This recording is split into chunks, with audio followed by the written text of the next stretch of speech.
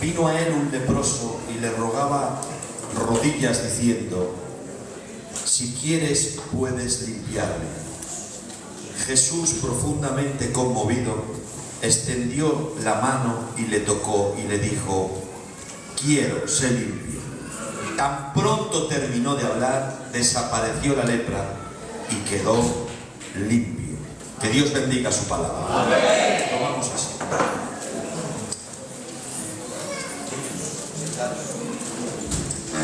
Amén. Bien, como veis, hermanos, el episodio es un episodio conocido, donde vemos, hermanos, una persona muy desesperada. Estaba ya al límite. La enfermedad de la lepra era una enfermedad muy contagiosa. Era una enfermedad, hermanos, que les llevaba a una fase terminal, se les caía la carne a cachos, tenían que estar apartados, no podían tener relación con la familia, con la cultura, tenían que estar por los campos con la cabeza cubierta diciendo inmundo, inmundo. Pero este hombre se ve que ha escuchado de los milagros de Jesús, ha escuchado hablar de Jesús, y la Biblia dice que la fe viene por el oír y el oír por la palabra de Dios. Amén. No se puede tener fe si no escuchas primeramente la palabra de Dios. Para tener una fe alineada, una fe con conocimiento, tiene que despertarse la fe por escuchar la palabra de Dios. Este hombre, al escuchar las proezas de Jesús, que los ciegos veían, que los cojos andaban, que los muertos resucitaban, y que el Señor donde iba hacía proezas, él dijo: me la voy a jugar, porque me voy a morir igual. Si no voy donde él, estoy en fase terminal, y si voy donde él, me arriesgo a que me apedreen, porque un leproso no podía acercarse a menos de 50 metros. La ley le tenía excluido, era un inmundo, no podía tocar ni dirigirse a nadie, pero estaba tan desesperado. Pero no perdió la fe, por muy desesperado que estaba, no perdió la fe, no perdió la esperanza. Escuchó hablar de Jesús y dijo: esta es la mía. Se ha sanado al ciego, se ha sanado al paralítico, se ha resucitado al muerto, pues yo también puede tener Dios misericordia. Me la voy a jugar. Si me voy a morir igual, pues voy a morir en el intento. Si me apedrean, que me apedreen.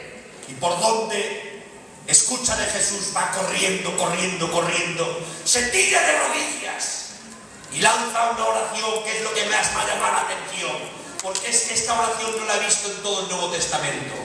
Y dice: si quieres, puedes. Sé que puedes, pero no sé si quieres. Y antepone la voluntad de Dios a su soberanía. Antepone la voluntad de Dios a su poder. Antepone la voluntad de Dios al beneplácito, a lo que Dios desea hacer. Por eso he titulado a este sermón: Dios no hace todo lo que puede, sino hace todo lo que quiere. Amén. El nombre de Dios sea glorificado. Amén. Él tenía fe para saber que no hay nada imposible para Jesús. Y tenía fe para saber que no hay nada que se le resista, no hay enfermedad, no hay demonio. Yo sé que poder te sobra, pero también sé que tienes que creer.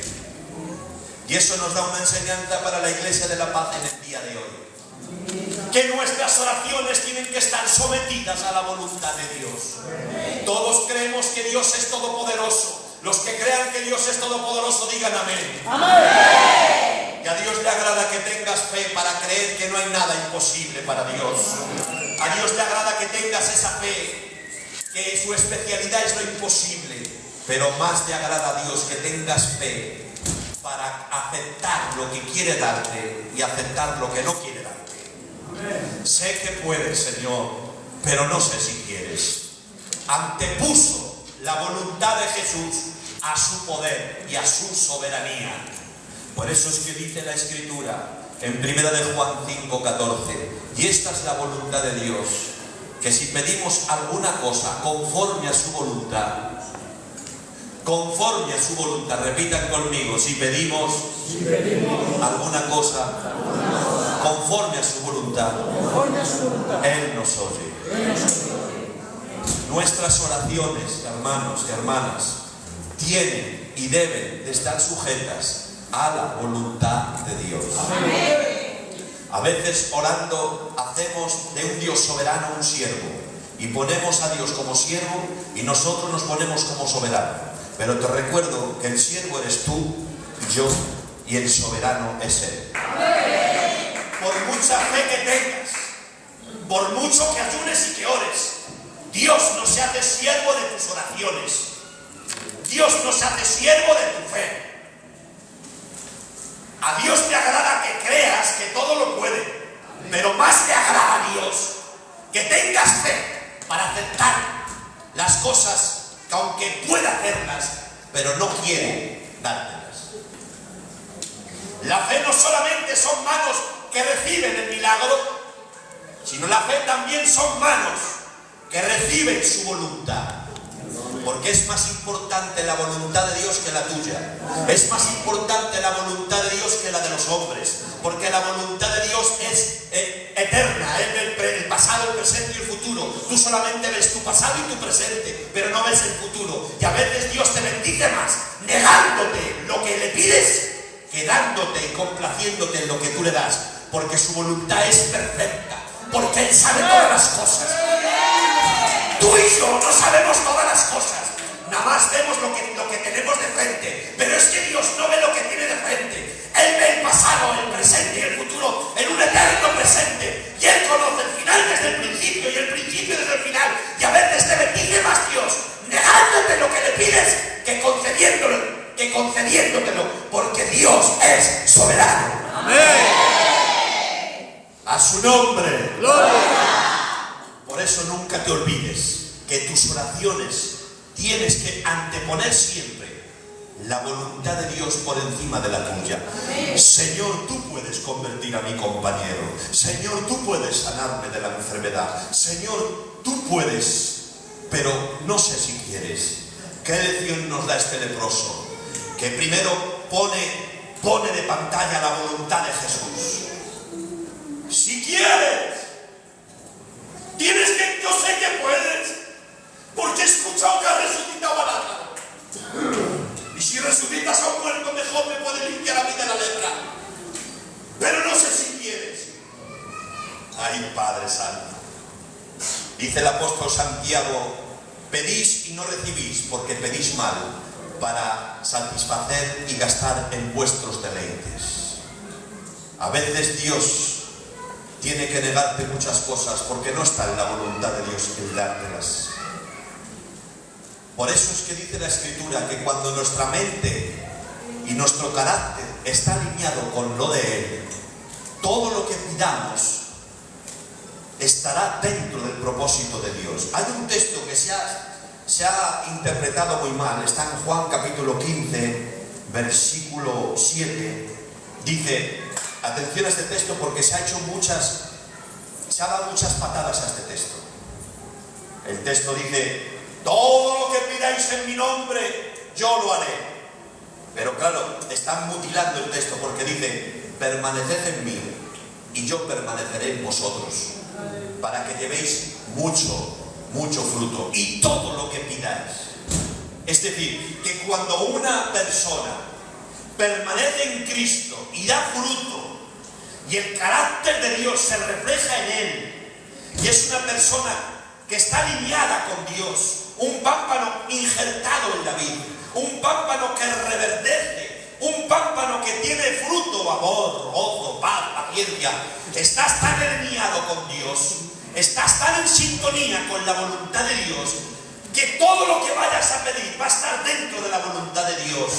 Por eso dice: si permanecéis en mí y yo permanezco en vosotros, pediréis todas las cosas y os serán hechas. ¿Por qué? Porque pedirás todo lo que Él quiere darte. Muy bien. ¿Lo entiendes? Cuando uno está en cobertura, alineado con Dios, en sintonía con Dios, y es un pámpano que da fruto, nunca vas a pedir algo que no esté en la voluntad de Dios. Siempre vas a pedir, siempre alineado, vas a pedir todo lo que Él quiere darte. Repito, un creyente maduro en su oración está caracterizada porque no pide para propósitos egoístas. No pide que me toque la lotería, Señor.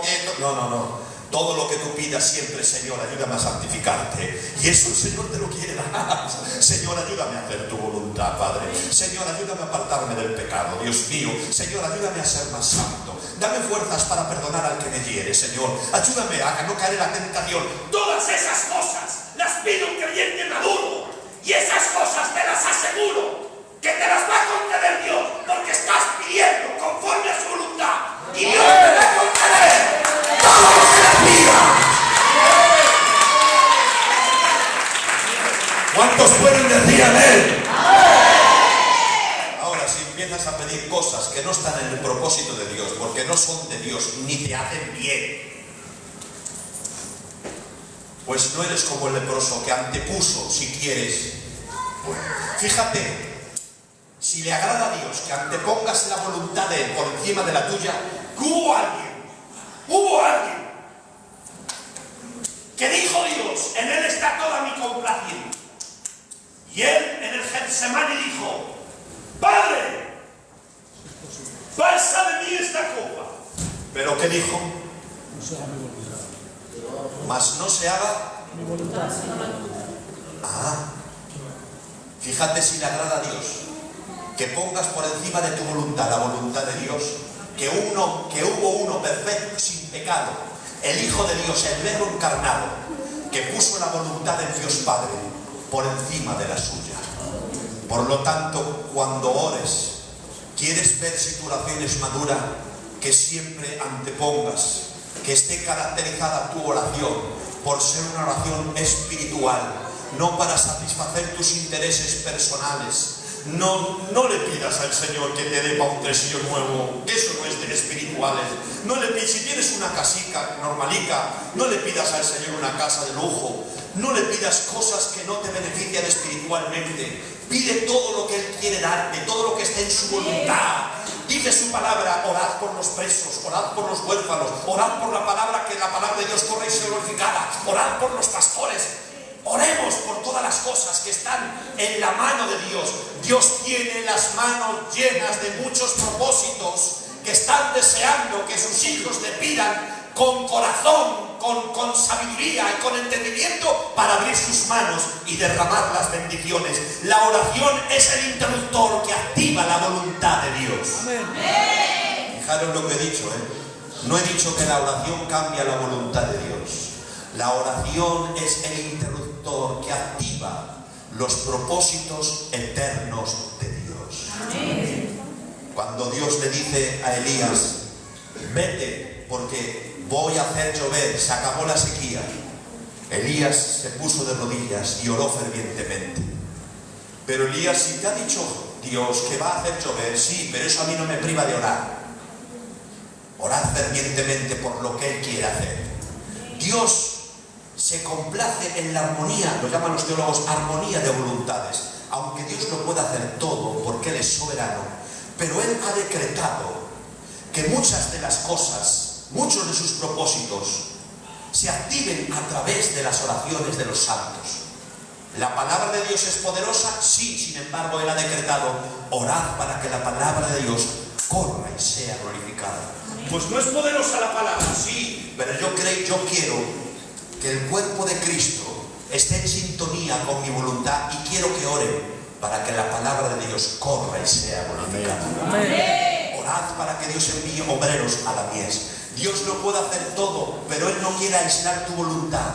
Él quiere hacerte cómplice de sus propósitos redentores y quiere que te alinees con su voluntad por medio de las oraciones, que te pongas al lado del trono de Dios pidiendo lo que Dios ha decretado hacer. Padre, muévete con fuerza. Padre, liberta a los cautivos. Padre, liberta a los poseídos. Padre, que se arrepientan las almas. Padre, ven pronta por tu iglesia. Santifica a los que predican. Santifica a los que cantan. Bendiga a las viudas. Bendiga a los presos. Dios está deseando promover su voluntad a través de las oraciones de los justos. El nombre de Dios sea glorificado. Sé que puedes, pero no sé si puedes. Y dice la Escritura, y Jesús dijo, quiero, Fijaros si es bueno descansar en la... Podía haber dicho, puedo, pero no le dijo puedo. Quiero. Fijaros si es importante descansar en lo que Dios quiere, en lo que Dios quiere darte. Muy bien. ¿Sabes cómo puedes comprobar la voluntad de Dios para ti? De 3 formas. Número 1, por la palabra escrita. La palabra nos da principios universales para todos. No nos da detalles de todas las cosas. Por ejemplo, ¿qué son los principios? Por ejemplo, Dios no me dice con quién me tengo que casar, si tiene que ser rubia, morena, alta, pero sí me dice un principio, que no sea yugo desigual. Entonces, la palabra encontrarás principios, no detalles para todas las cosas de tu vida, pero sí principios. Puedes comprobar la voluntad de Dios empapándote de la verdad. Cuanto más te empapes de la verdad, más lejos estarás de la mentira. No es el tiempo de ignorar, es el tiempo de conocer. Amén. La ignorancia es la madre del atrevimiento. Dios no quiere que en la iglesia los creyentes sean indoctos y analfabetos bíblicos. Dios quiere que te empapes de la verdad. El nombre de Dios sea glorificado. Podrás comprobar la voluntad de Dios, gloria al Señor, de otra forma. En las puertas que Dios te abre y en las puertas que Dios te cierra. Eso se llama la providencia divina. La providencia divina es el gobierno de Dios en todas las esferas. Los hilos que Dios mueve, las puertas que Dios te abre. Dice Pablo, orad para que les sea abierta puerta grande y eficaz para la predicación del Evangelio. Estás pidiendo a Dios por algo, pero la puerta no se abre, pues tienes que decir, mujer, pues lo estamos intentando y todo se echa para atrás. Le estamos echando papeles para que nos den el piso y pues Dios sabe todo. A lo mejor no es de Dios y quiere que nos quedemos en esta casa de alquiler. Dios sabe todo. Que la puerta se abra, se abre. Que se te facilitan las cosas. Pues compruebas que la voluntad de Dios está en las puertas que se abren y en las puertas que se cierran. No trates de golpear las puertas que se abren. Perdón, no trates de golpear las puertas que se cierran, ni tampoco trates de abrir las puertas que se cierran. Y lo digo al revés y me cuesta aquí. Que las puertas que se cierran, que no las abras, jolín.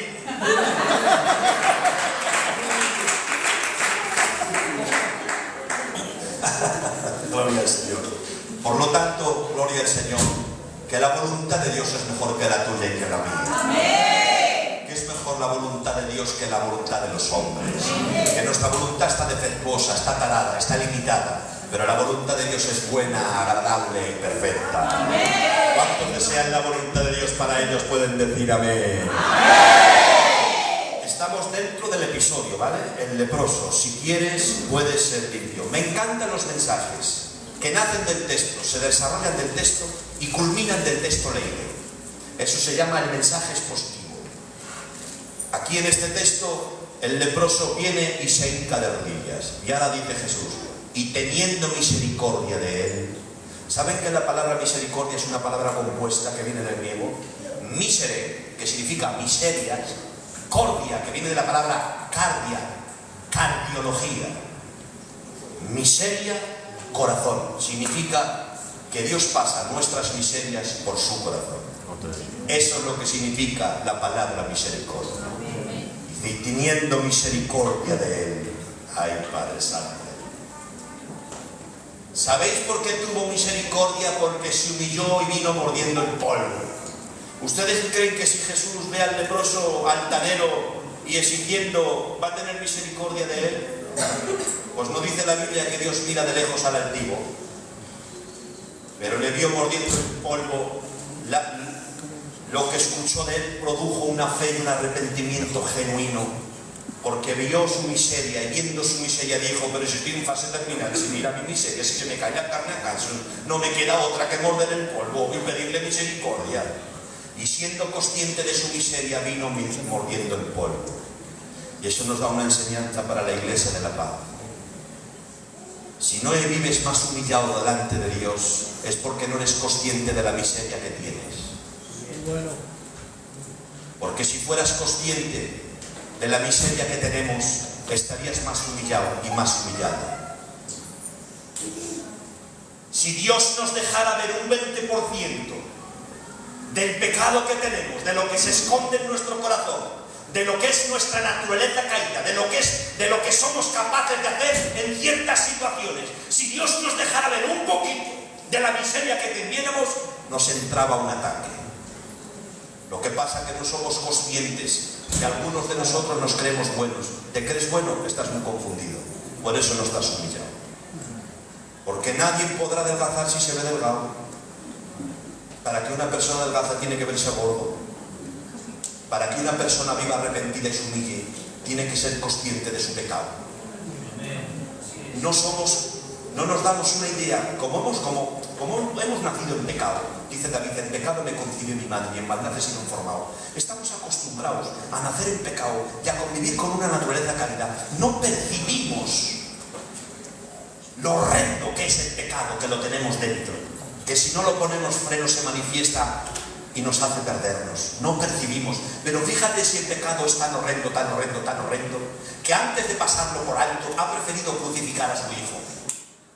Fíjate si el pecado es tan horrendo, tan horrendo, tan horrendo, que Dios ha creado el lago de fuego para que los pecadores y los demonios estén toda una eternidad con el lloro y el crujir de dientes. Así de horrendo es el pecado a los ojos de Dios, que antes de pasarlo por alto ha crucificado a su hijo, lo ha dejado despreciado, desechado, en vergüenza, en maldición, en culpa, abandonado en la cruz o desamparado.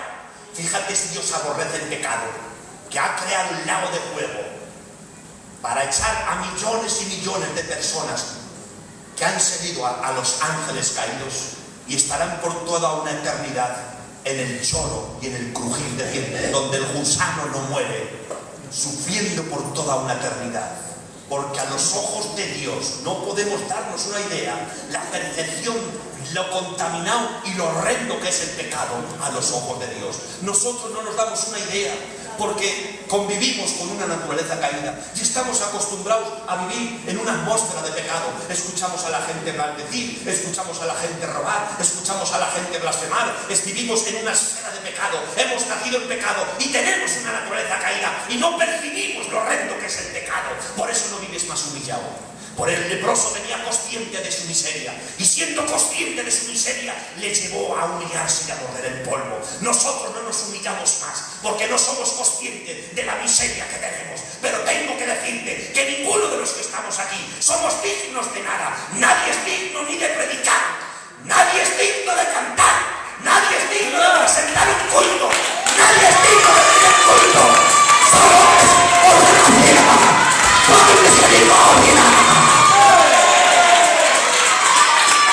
¡A su nombre! ¿O qué te crees? ¿Que Dios te debe algo a ti? Dios no te debe nada. Tú le debes mucho a Él. Amén. Algunos creen que le hacen un favor por venir al culto. Algunos creen que es como que, que Dios está pidiendo misericordia para que le recibas. Y a veces hemos presentado el Evangelio de forma equivocada. Le hemos presentado a Jesucristo como un moribundo diciendo: recibidme, aceptadme. Y hemos presentado a un Dios pidiendo misericordia de los pecadores que le reciban. Y eso es un mal enfoque. El Evangelio no se presenta así. El Evangelio se presenta: arrepentíos. Porque el reino, ¿qué es eso de que Dios te ama? ¿Qué es eso de que así no nos enseña ni los apóstoles ni el Señor Jesús? No nos enseña a presentar el Evangelio diciendo Dios te ama. Se presenta el Evangelio diciendo: arrepentíos, o si no todos pereceréis. El hacha está a la raíz de los árboles y todo árbol que no da buen fruto será echado al fuego. Por lo tanto, este es el tema central del Evangelio: el arrepentimiento. Y el que lo crea, que dé un aplauso al Señor.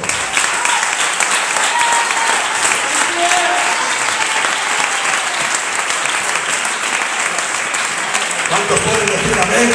¡Amén! Rubén, ¿tú has visto en algún mensaje de Jesús dirigirse a la gente: os amo, recibidme, os amo? ¿Cómo predicaba Jesús? El primer mensaje que dijo: arrepentidos. Arrepentidos. ¿Y Juan el Bautista? Cuando perdón lo mismo, Arrepentidos. ¿Y los apóstoles?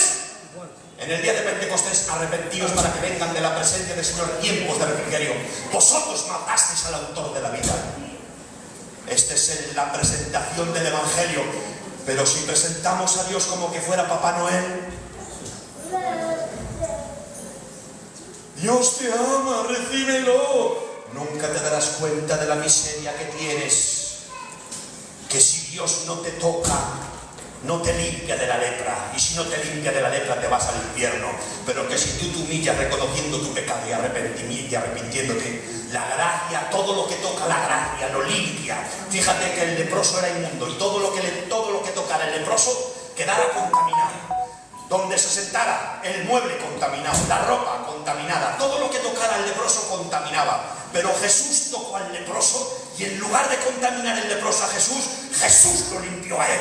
Porque todo lo que mi Cristo lo toca, lo que la lepra ha tardado muchos años en deteriorar, mi Cristo en un instante lo limpió, lo restauró y le sanó.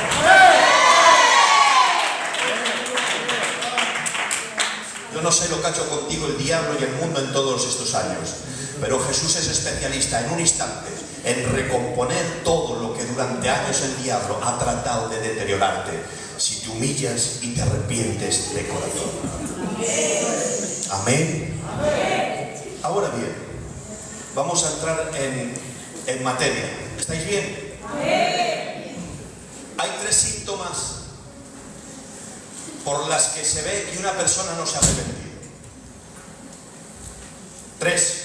¿Cómo sé yo si que alguien finge o parece que se ha arrepentido? Primero, minimiza el pecado, lo hace pequeño. Bueno, que no es para tanto. Segundo, lo justifica. Tercero, culpa a los demás. Esas personas manifiestan que no se han arrepentido. El que minimiza el pecado y quiere empequeñecer que no es fatal, esa persona no se ha arrepentido. Lo siento. Yo no lo veo mal, pastor. Yo no veo mal que... ¿Cómo dices? Dale el micro. ¿Qué estás diciendo? ¿Qué dices? Que yo no veo mal que se junten 4 o 5 amigos con sus primos y se cojan un local para pasar una noche en armonía y que lo pasen bien. ¿Cómo que se cojan un local? Yo veo peor que se pongan a estafar, a mentir, a robar. Por lo menos no se meten con nadie y no engañan a nadie. O sea, que estás minimizando, o sea, que cojan un local y planeen, con respecto de lo que llevo, una fiesta para embriagarse. ¿Lo minimizas? Estás demostrando que no te has arrepentido. Siéntate, que no estás arrepentido. Los que minimizan el pecado demuestran que quieren tapar el sol con un dedo. Pero el pecado es pecado, aunque lo pintes de color de rosa.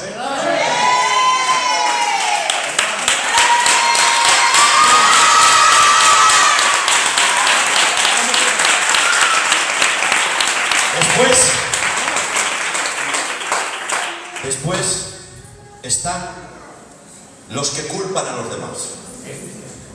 Como hizo Eva, como hizo Adán, la mujer que tú me diste. Vamos, que encima tengo yo la culpa. Encima Adán tengo yo la culpa. Es decir, que si yo no te doy a Eva, no pecas, ¿no? Y va donde Eva y dice, la serpiente, eso es arrepentimiento. Escurrir el bulto, eso es arrepentimiento. Claro que sí, ¿Cómo? porque la culpa de mi desánimo, de mi descuido la tiene la iglesia, la tiene el pastor, la tienen los obreros. Porque yo cuando yo estuve no vi de su apoyo, no me llamaron, no me visitaron. Si ellos me hubiesen ayudado, yo nunca me hubiese apartado. O sea, que el estado de tu persona tiene culpa todos menos tú. Sí, ¿Eso me está dando a entender? sí. O sea, ¿qué pasa? ¿Que hay que estar encima de ti como que fueras un bebé? ¿No sabes lo que te conviene y lo que no te conviene? ¿Acaso no sabes, como dice Pablo a Timoteo, cuida de ti mismo? ¿No dice la Biblia el que esté firme mire que no caiga? ¿Por qué en vez de culpar a los demás de tu vida mediocre, no metes los ojos por dentro y te arrepientes de verdad? Siéntate, Marqués, siéntate.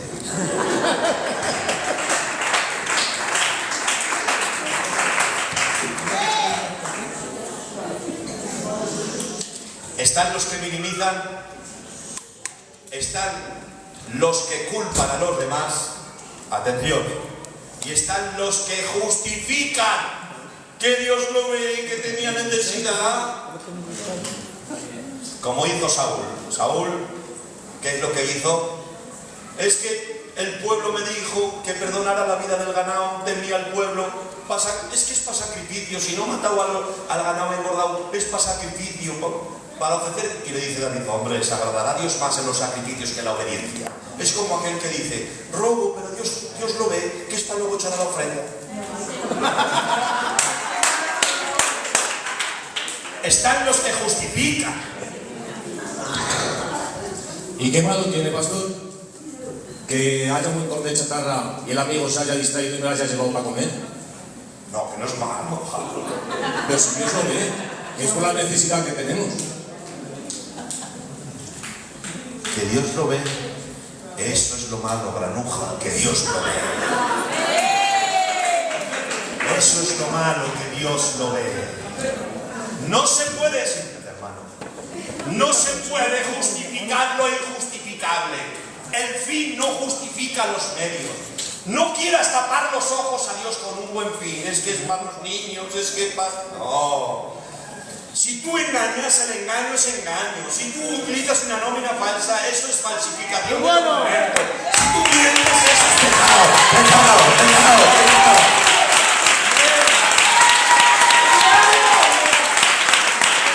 ¡Gloria! Por lo tanto, el verdadero arrepentimiento no pone excusas, no culpa a los demás, sino como David en el Salmo 51, contra ti solo he pecado. Lávame más y más de mi maldad, vuélveme el gozo de la salvación, purifícame con un sopo. Él no dijo, Señor, perdóname, que es que fue un momento de debilidad, que esa mujer se estaba bañando y tiene más culpa esa mujer por no bañarse a escondida. ¡No! Él no justificó nada. Él dijo, contra ti he pecado, contra ti he pecado, contra ti he pecado. El arrepentimiento se ha dejado de predicar en Filadelfia. Lo predicamos en las campañas de evangelización. Pero hay mucho pecado en las iglesias. Y hay que predicar porque tenemos gente participando de la iglesia y tomando el pacto sin arrepentirse. Y si no hay arrepentimiento, la gracia de Dios no te toca. Voy a ser todavía más cruel en esta tarde, permitirme. Tenemos gente en la iglesia que viene al culto porque su mujer le arrastra. ¿Sabes tú que si tu mujer no viniese, es tu mujer la que te arrastra? Si tu mujer no viniese al culto, no te arrastrase, no venías, lo sabes tú. Y estás durante años sin convertirte, sin arrepentirte y sin ver la miseria que tienes por dentro. Te dice Dios, ¿hasta cuándo predicarás entre los pensamientos? Conviértete de verdad, arrepiéntete de verdad. El arrepentimiento es de Dios y el perdón es del hombre.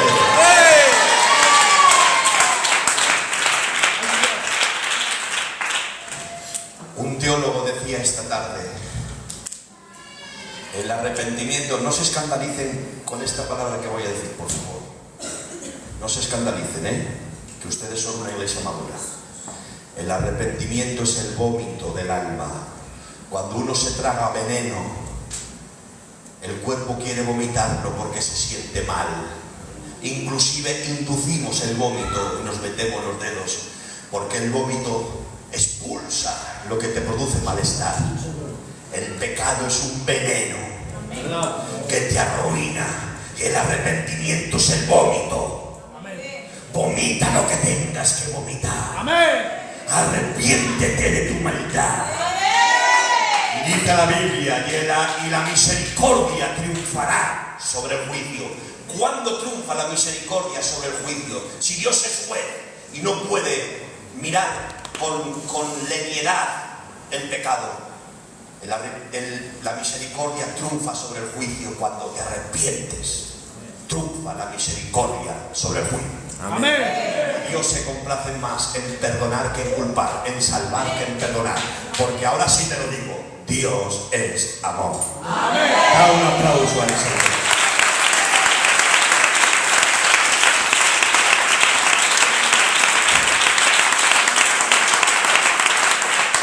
A su nombre. ¡Gloria!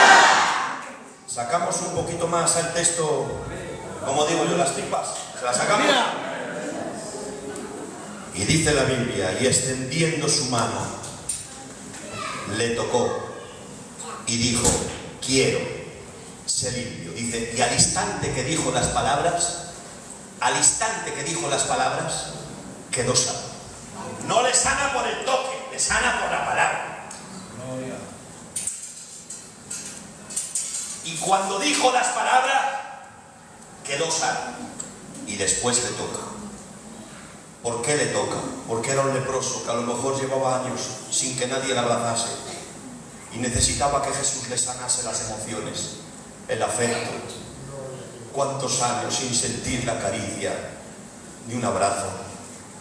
No solamente tenía una lepra que le estaba comiendo físicamente, sino tenía otra que era emocionalmente y espiritualmente, porque la ley le declaraba inmundo. Pero Cristo, cuando sana, sana mentalmente, emocionalmente, espiritualmente y físicamente, porque Dios lo que hace, lo hace bien. Amén. Te toco porque necesitas que te toque alguien, alma de cántaro. Pero la sanidad no te la doy con el toque, te la doy con el poder de la palabra. Barak, que significa en el Antiguo Testamento la acción creadora de Dios. Y eso nos da una enseñanza maravillosa. Y la enseñanza que nos da es que lo que es imprescindible para ti y para mí es que Dios nos limpie con su palabra. Amén, amén. Que luego entre nosotros tiene que prevalecer el amor fraternal. Que te predico un mensaje, pero luego te tengo que dar una visita y tomar café y echarte el brazo por encima. Lo hacemos todos, y más al que está débil. La Biblia dice sostener al débil. Pero no creas que es el toque el que te limpia, que no es la visita del pastor, que no es el abrazo del obrero, que no es la pamplina la que te corrige, que necesitas que la palabra te ministre. En la palabra hay normas en el atuendo, normas en el vestuario, normas de conducta, normas en cómo me tengo que comportar yo con mi compañero y con mi compañero, normas en cómo me tengo que comportar en mi lugar de trabajo. Tiene normas de conducta para todas las áreas de mi vida. Es la palabra la que estirpa, la que limpia. Su palabra es viva y eficaz, más cortante que toda espada. Una espada de dos filos que corta al que predica y corta al que la escucha. Es la espada que penetra hasta partir los tuétanos, las coyunturas y los tuétanos. Dice, ¿con qué limpiará el joven su camino? Con guardar su palabra. La palabra es ese espejo que me refleja cómo está mi corazón. La palabra, gloria al Señor, es vida. La palabra es espíritu y vida. Es la palabra la que te corrige, la que te administra, la que te santifica. Padre, santifícalos en tu verdad. Tu palabra es verdad. 17 del libro de Juan. Vosotros ya estáis limpios por la palabra. Capítulo 15 y verso 3 del libro de Juan. Es la palabra la que te corrige. ¿Que necesitas el toque? Claro que sí. Para sanar tus emociones, para animarte, sostener al débil, animar al desanimado. Pero no te fíes del toque. El toque no te corrige. Lo que te corrige es la palabra.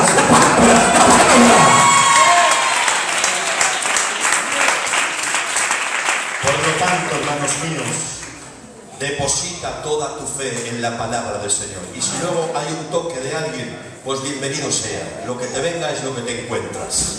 Gloria al Señor. Pero tú fundamentate en la palabra, empápate del conocimiento, de la luz. Es lámparas a mis pies tu palabra y lumbrera es para mí tu camino. Amén. Este ha sido el mensaje. Ojalá el Señor os haya hecho bien.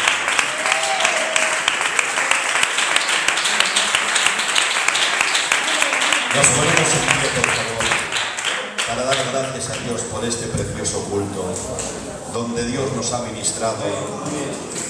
No hace falta decirlo, hermanos, se han levantado los tres hermanos, pero era una escenificación. No penséis ahora, no pongáis a la cárcel a los críticos, que era todo preparado, ¿vale? Gracias a Dios por su palabra, gloria al Señor, donde nos ha bendecido abundantemente, gloria al Señor. Y el tío Antonio, el ofrendero, por favor, que despida este culto. Señor Padre, te damos gracias, Padre, porque te damos gracias por esta palabra, Padre. Te fíjate por los coros, te fíjate por esa ofrenda, Padre, Hijo mío, y te fíjate por todo este día. Dios os bendiga a todos. En el nombre del Padre, del Hijo y del Espíritu Santo. Amén.